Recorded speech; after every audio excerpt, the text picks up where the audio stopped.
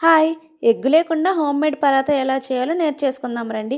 ముందు మైదా తీసుకోవాలి. ఫస్ట్ మైదాని వేరే చిన్న బౌల్లో కొంచెం పక్కన తీసి పెట్టుకోవాలి. మిగతాది మనకి ఎంత కావాలో అంత తీసుకోవాలి. అందులో కొంచెం ఉప్పు వేసుకొని బాగా కలపాలి. నెక్స్ట్ వాటర్ యాడ్ చేసి మనము చపాతీ పిండికి ఎలా కలుపుకుంటామో అలా కలుపుకోవాలి. అయితే కొంచెం గట్టిగా కలపడం వల్ల పరాతా సాఫ్ట్గా వస్తాయి.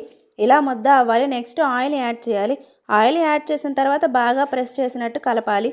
కలిపిన తర్వాత 5 నిమిషాలు పక్కన పెట్టాలి. 5 నిమిషాల తర్వాత మళ్ళీ పిండిని బాగా కలిపి నేను అయితే ఇక్కడ చేస్తున్నాను.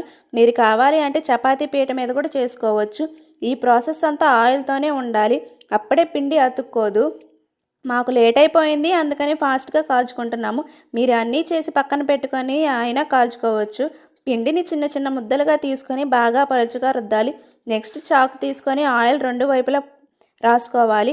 నెక్స్ట్ చిన్న చిన్న లేయర్స్గా కట్ చేసిన వాటి మధ్య ఇందాక మనము బౌల్లో తీసి పెట్టుకున్న పిండిని చల్లి ఇలా ఫోల్డ్ చేయాలి. ఇలా లేయర్స్గా రావాలి. వాటిని రౌండ్ చేసి మళ్ళీ కర్రతో రుద్దాలి. నెక్స్ట్ ప్యాన్ మీద వేసుకొని 2 వైపులా ఆయిల్ స్ప్రెడ్ చేసి తిప్పుతూ కాలుస్తూ ఇలా గోల్డ్ కలర్లోకి వచ్చినప్పుడు తీసుకొని 2 చేతులతో గట్టిగా తడితే పరాతా రెడీ. చూడండి ఎలా వచ్చిందో, లేయర్స్గా.